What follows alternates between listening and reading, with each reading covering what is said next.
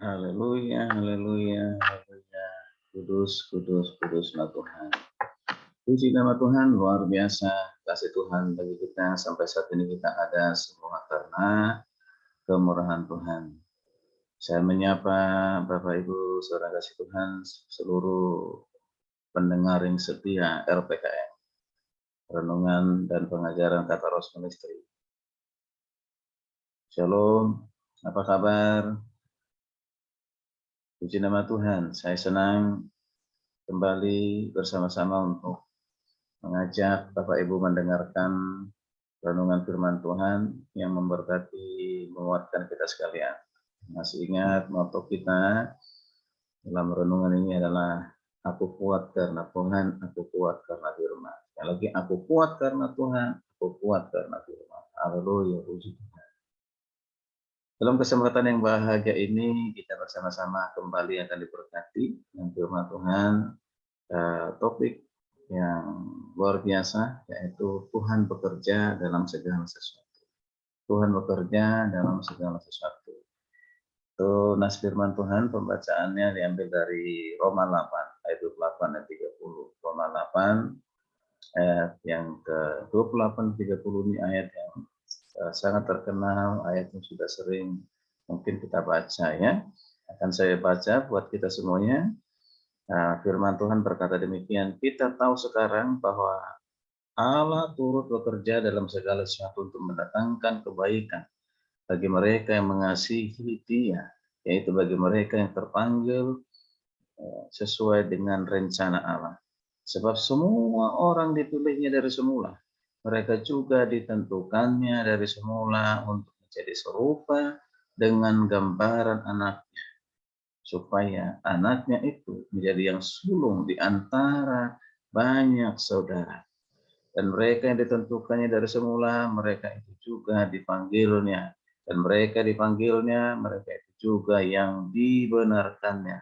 Dan mereka yang dibenarkannya, mereka juga yang dimuliakannya. Puji Tuhan, berbahagialah kita yang mendengar serta melakukan kebenaran firman Tuhan.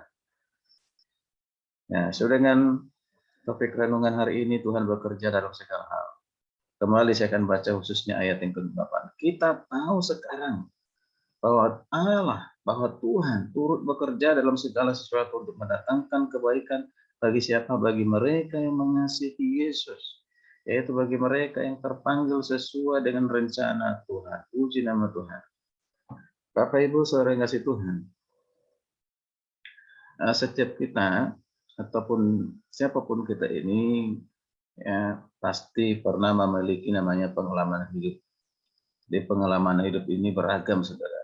Ya, mulai dari yang menyenangkan atau yang tidak enak, yang mungkin ada yang indah, manis, sampai kepada yang pahit, geter, dan menyakitkan.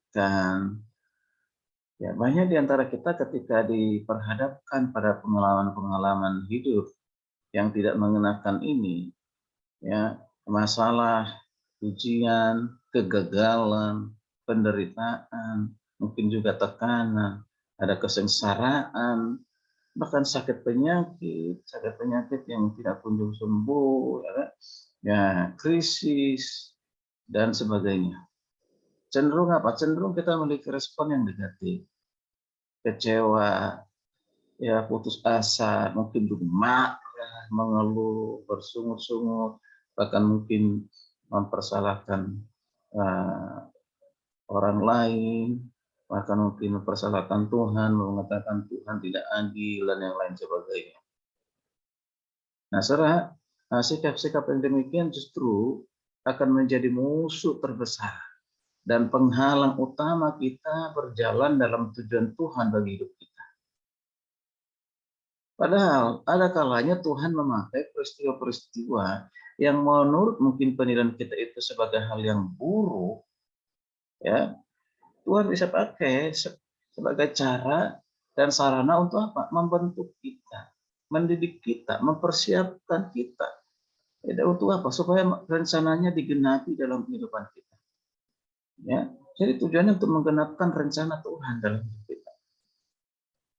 Ayat nas yang menyatakan bahwa turut bekerja dari sudah kita baca di ayat 28 tadi, turut bekerja dalam segala sesuatu.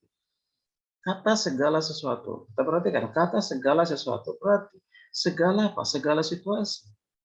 Segala kondisi. Termasuk hal-hal yang buruk dan tidak mengenakan itu. Karena itu penting sekali kita belajar memahami cara Tuhan bekerja. Karena Ia tidak pernah menjanjikan bahwa hidup ini atau kehidupan orang percaya itu tanpa masalah atau bebas dari masalah. Tuhan tidak pernah menjanjikan itu. Tapi yang Tuhan janjikan itu adalah bahwa kita dapat mampu menyelesaikan persoalan masalah dengan Tuhan. Ingat, tanpa melewati ombak dan gelombang, tidak akan pernah dihasilkan seorang nakoda yang handal, yang disebut dengan handal. Justru di balik masalah selalu ada maksud dan rencana Tuhan yang indah. Salah satunya adalah untuk apa? Menarik kita semakin mendekat kepadanya. Dan belajar supaya kita bergantung kepadanya, bergantung kepada Tuhan. Bukan lagi bergantung kepada kekuatan kita sendiri, kemampuan kita sendiri.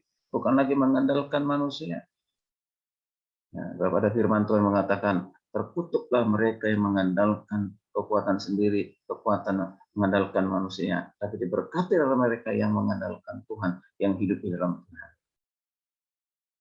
Bapak Ibu sekalian Tuhan, jika masalah, ujian atau penderitaan itu seizin Tuhan, hal itu pasti akan mendatangkan kebaikan bagi kita. Sekali lagi, jika Tuhan mengizinkan penderitaan, masalah, persoalan apapun dalam kehidupan kita, bahwa itu pasti mendatangkan kebaikan.